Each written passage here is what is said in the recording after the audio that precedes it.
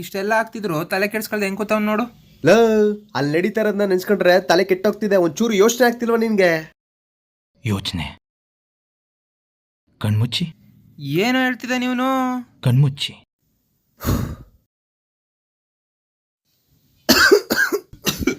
ಅಪ್ಪ, ಇನ್ಮೇಲಾದ್ರೂ ಸ್ವಲ್ಪ ಜವಾಬ್ದಾರಿ ತಗೋ, ನಿನ್ ಕೈ ಮುಗಿತೀನಿ.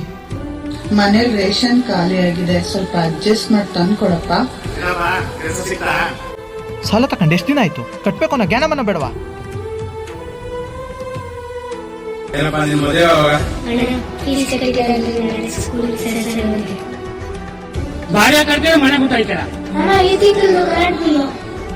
ನಿಮ್ ತಂಗಿ ಮದುವೆ EMI ಡ್ಯೂ ಇದೆ ಸರ್,